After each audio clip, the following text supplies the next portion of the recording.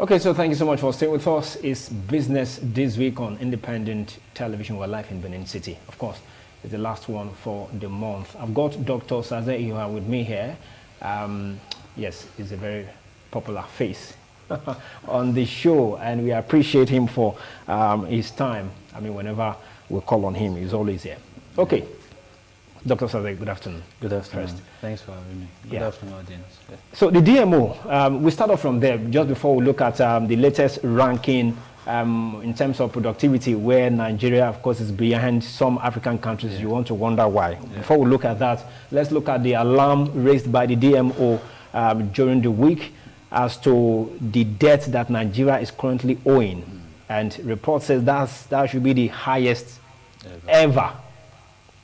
I don't know. How did we get here? Okay, yes, someone says there's nothing wrong with borrowing. And I know that you also align with that thought, that there's nothing wrong with borrowing.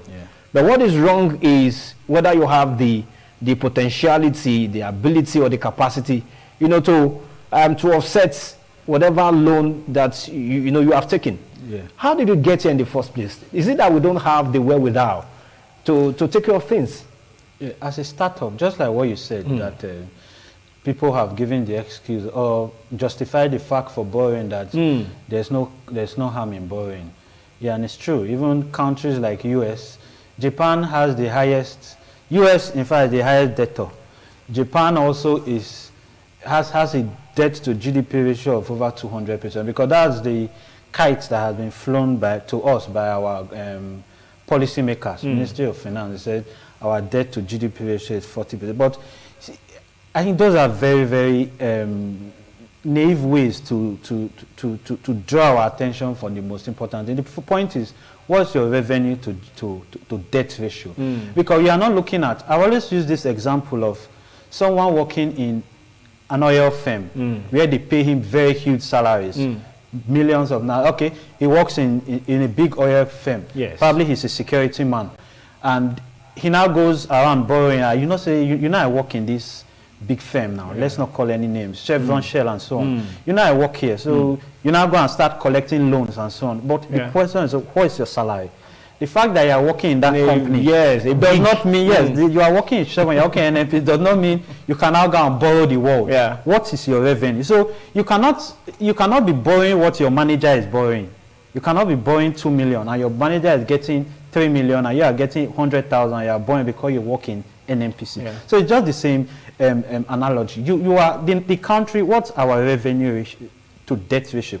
The best we have done in the last 10 years, in fact, last 8 years in this administration, has been 6 trillion every year as internally generated revenue. Then you go borrowing trillions.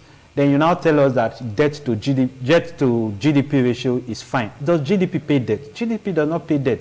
GDP is just a computation of how much goods and services is being produced in a country. And definitely when your population is high, your GDP will clearly be high. Because it's a computation, an aggregation of how much every person is producing. So that's why a country like South Africa, for example, would have probably lower GDP than us. But when you do the GDP per capita, which is per head, so Nigeria might have a GDP, or currently has a GDP of about $15 trillion. South Africa is about $12 trillion. There are 60 million people. We are 200 million people. So with 200 million, you now divide that 15 trillion by 200 million people. You see that our per capita per head is just about $4,000, while South Africa is about $20,000 per head. So I think we are living under an illusion when our policymakers. It's a very, very worrying situation. I was listening to DMO last hour that our debt now is 46.25 trillion. Internal. We've not added ways and means. That is still heavy on our neck. We're thinking of securitizing because it's a debt. CBN has printed money. It has to be paid. And that's 23.7 trillion. That's just about 24 trillion plus 46.25. So we are in the region of 80 trillion. So Dr. Salah, I mean, you talk about the ways and means. Is it just for the CBN to just give government money, and what happens? I mean, so that has broken all the loan laws. The CBN Act clearly states that you must not give, the CBN must not advance to the federal government more than 5% of what the government generated in the previous year. So if government generated 6 trillion in the previous year, you must not give 5% of 6 trillion. It's about probably 300 million. So you must not give beyond 300 million in the next year. And it must be paid. The reason for Ways and Means is to plug debt, gaps in revenue that is being expected. Government is expecting revenue from oil. So in the meantime, what happens in between? CBN advances and must be paid immediately after that money is reported. But now we have simply just been living on CBN Ways and Means, collecting money from CBN. This is money that should be advanced to the private. Imagine putting 24 trillion to all these private sector people who are producers, manufacturers, who import. You can imagine how our economy will be boosted. 24 trillion. And sometimes you ask, just like the question you asked, how do we account for it? We looked at Japan, we talked of US. Debts, projects you collect debt for should be able to pay themselves. That's what you call self-servicing or self-repaying. So when you are paying, you should look at what's the priority of the economy. This debt, these projects that this 46 trillion has been put into 24 trillion should be self-paying. It should be able to pay itself. But we are in a situation where none of these projects, I don't know if they are paying. The railways we did, they're almost a liability on the country because it's either the railway has gotten faulty or there's one accident. The last time they said trains veered off the rail. There's kidnapping on one hand, you close the rails for 3 months. It's that bad that in about 2 or 3 years ago, China was literally hawking loans to Nigeria. They were hawking, they were begging us to take loans from China. Today the table has turned. I said we paid, the House of Representatives recently approved, just last week, $22 billion to be taken from the Chinese Development Bank. And China rejected our request. They turned it down. We are owing them about $4.1 billion currently. So we are now at a situation where we are now being turned down. All international ratings of Nigeria debt has fallen, and it's not a problem. To really go to it, we just saw elections, just like you asked, has just come and gone. States are owing very, very huge amount. The question to ask is that, is it even a worry for these states? I don't think they are even worried, because you see them going to church on Sunday for Thanksgiving, that they've won election. And they see these figures, though. They see it. So you are sounding like the elected individuals. Does it worry them? That's the question. I don't know. I don't know if it worries. Like if you know what is ahead of you, yes, you have to fidget a bit. I'm telling you, people should be begging. We heard of Saul in the Bible. When they made him king, he was hiding. They went to bring him out. He was hiding behind the trees and so on. So they should be hiding from this task. But you see them doing Thanksgiving. Their families are doing Thanksgiving because. So it means that it's not a worry. There's this feeling of, we'll just take. We'll just keep taking. I don't want to ask you why they are jubilating and celebrating. I mean, if you become a governor. Exactly, because see, I think the highest I saw of all those was Lagos, 807 billion. Yes. Most states were 100, 200 billion, 100 billion. What's the security votes that is given to each of these states? To this state, A state gets, the least states, at least I've checked this, it's 500 million every month. Some states get as much as 1.something billion. The more security concerns you have in your state, the higher your security vote. So that's why you see some governors even have an incentive. Let there be a problem in the state because the higher your security. So imagine a state getting, let's just go at the minimum, 700 million security votes. You are not doing it. The federal government pays police, so there's literally nothing you are doing. It's just like a gift. Imagine 700 million times 12. That's close to about 12, 13 billion. You just imagine you pay that gradually. How much is the loan that cannot be paid back? So the question is, does it really worry them? So I think we have, the country has to sit on the table and let's ask, what do we really want to do with this country? Do we really want to move it forward? Yeah. Okay. All right. So just before we take the break we're about to take now, I mean, let's focus on this latest ranking that came through. That should be like 2 days ago, if I'm not mistaken. I mean, putting Nigeria below, ranking Nigeria number 14 position below the likes of Morocco, the likes of South Africa. And I mean, you can imagine the position that we take in the, I mean, globally. Experts say it is because we have not given enough attention to infrastructure. I don't know to what extent really can government provide infrastructure to take our productivity to a level where we can say, okay, we are comfortable enough. Productivity. In 1980 or 1981, our what do you call, our exchange rate to the dollar was about, the naira was stronger than the dollar. It was $1 to 78 kobo. 78 kobo. It wasn't even up to a naira.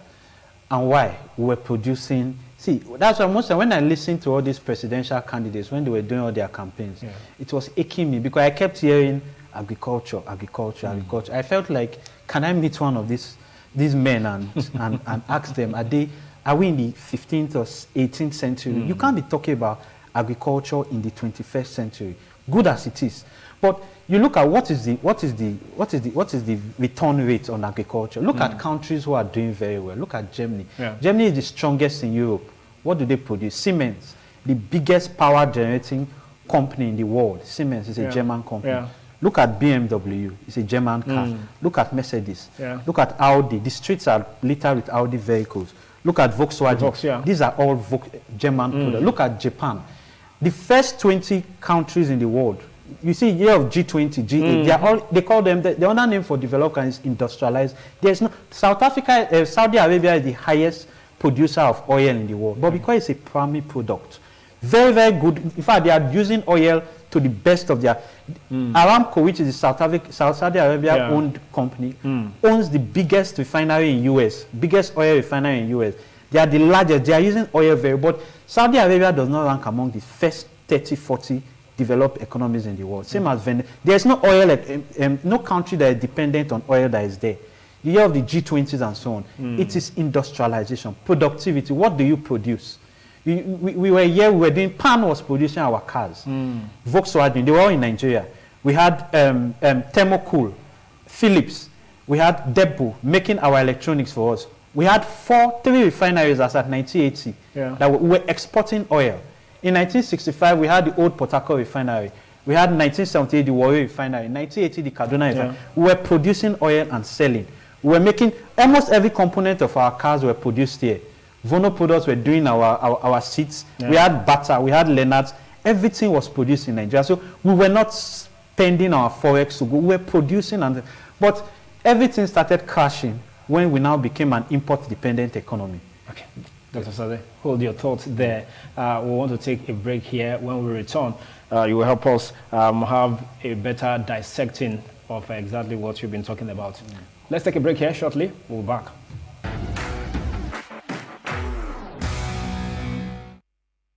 Well, thank you for staying with us. It's still business this week on Independent Television. Dr. Saze Iyoha is an economic analyst. He's been helping us to have a better understanding as to why Nigeria is currently ranked at number 114 globally in terms of productivity and 14 in Africa, below, African countries.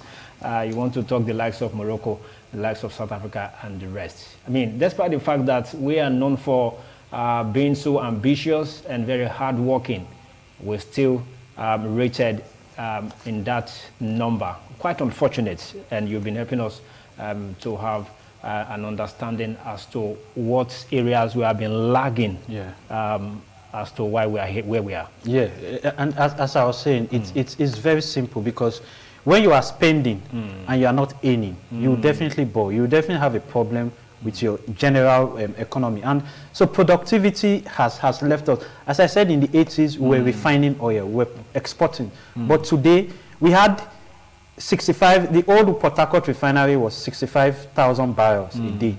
The Warri refinery has a capacity of 125,000 barrels a day. The Kaduna has a refinery of capacity of 110. The new Port Harcourt 150,000 barrels. We had a total daily capacity of 445,000 barrels a day.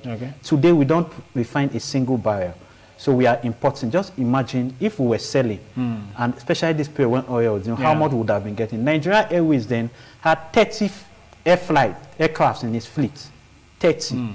It was one of the largest in Africa. They were buying planes by cash, not credits, by cash. And today, Nigeria Airways is gone. We had Dunlop producing our tires in Lagos. Michelin was in Port Harcourt. They were producing that. Now, the two companies can be factored. None of them are in Nigeria again. They've gone to Ghana. So it's a combination of policies. It goes beyond the infrastructure. The infrastructure is one of them. Power, very, very critical. But it also goes beyond policies. The question is the government worried about this drain, this fact that we are losing productivity? Do you know we still import toothpick till tomorrow? 2021, it's on record that we spent $15 million on importation of toothpick. Paper, we spent $668 million. It can be fact-checked, 2021, on importation of paper. Yeah. Gari, we import gari from India, from China, from Togo. Cutlass, we watched that day. As funny as it sounds, we import cutlass from Ghana. So we are just, it just seems like, and how do you rectify? The question is, are we really bothered? CBN is still increasing MPR. Today MPR is at 18%. Bank lending is about 30% now that banks lend. So how do we have product? And beyond productivity, just like the statistics, we have various statistics that shows that the economy of Nigeria currently is almost on its knees. There is this WIPO, World Internet Intellectual Property Organization of Nigeria. They did a survey of the most innovative countries in Africa. They found out that Nigeria is not among the 10 most innovative countries in Africa. Nigeria is 14th on the Global Innovative Index. 14th. 14 in Africa. In Africa. And what they do is that their indices, they try to look at the quality of education. That is, how do you link what was learned in school with the real world? Yeah. And that's not really hard to do.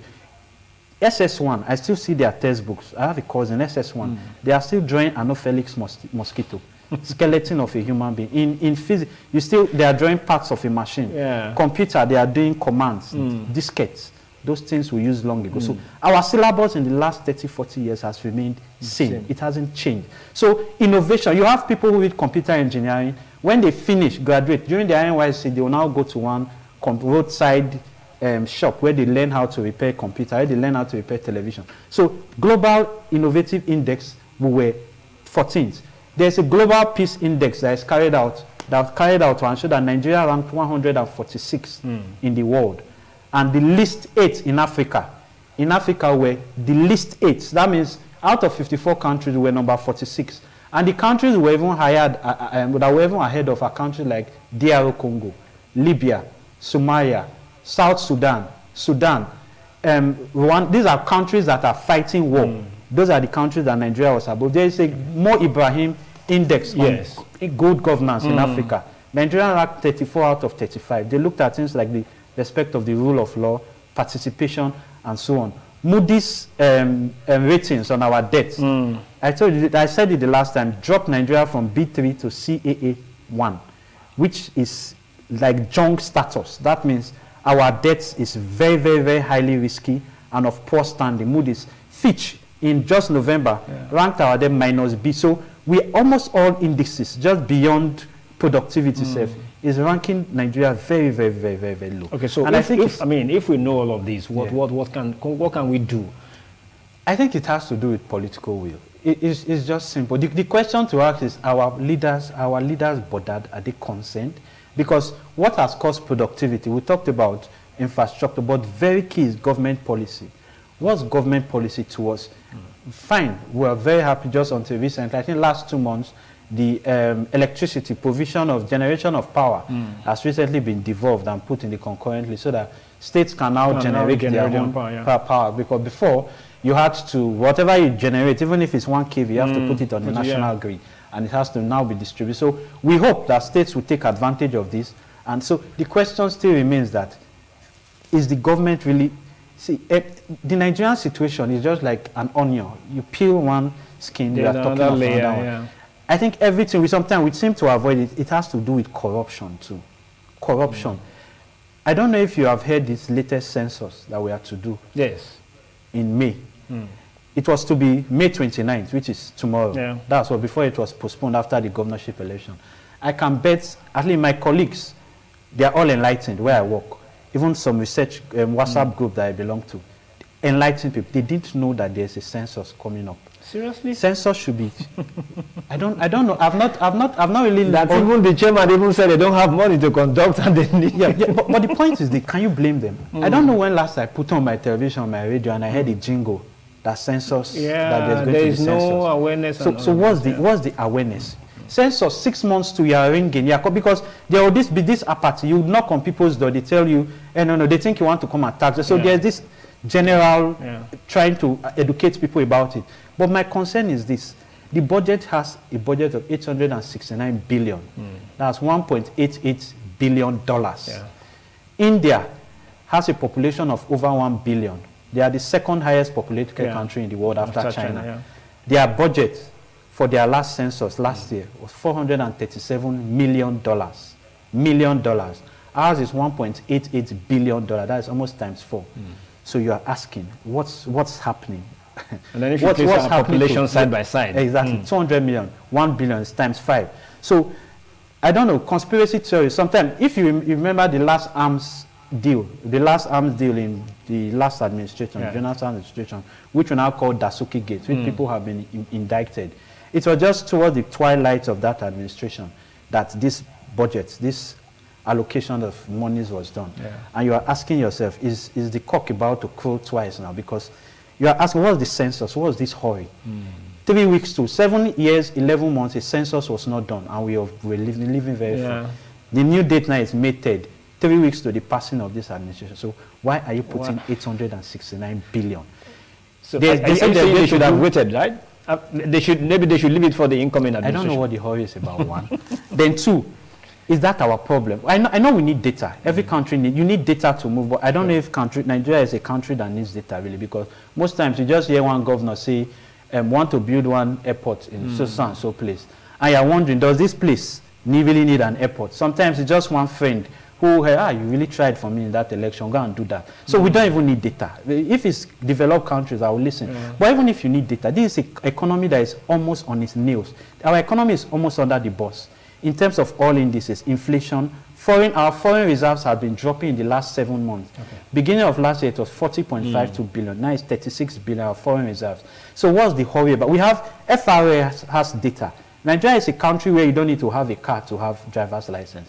Almost all my friends that can't even get probably a tire. Small should they have. If I got my driver's license when I was about 16 years. So Nigeria. Meanwhile, my in-law in Ghana, he writes. He had to write 3 different exams to get the driver. He's a judge. He wrote 3 different. He was passing and he was failing 3 times. He couldn't get a driver's license. So FR has about 60 million people. NIN card. The last time they said they registered about 133 million people. BVN has about 70 million people. You have TIN card. You have data everywhere scattered. Why don't we synchronize this data that we had? INEC said they registered 93 million people this last election. Synchronize this data and let's use it. 869 billion. The budget for education in this 2022 budget, the budget was extended for 3 months. So it will be expiring this year. Budget for education, for health, it was 826 billion naira for health for the entire year. All the federal medical centers, all the teaching hospitals, primary health care, second, payment of doctors and everything, 826 billion. And we are spending 869 billion on a 4-day census. So clearly 3 weeks to the end of an administration.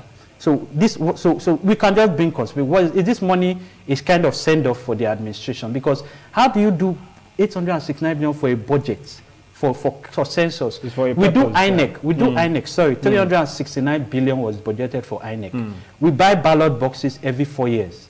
Ballot boxes. They are not tomatoes that spoils. In Kenya, they said they conducted one of the most credible elections recently. They use ballot boxes, made of wood. It can last for the next 50 years. In fact, it even does not allow for ballot box snatching, because you need 5 people to carry that box. Then now you are. So how do they get it? How do they get it?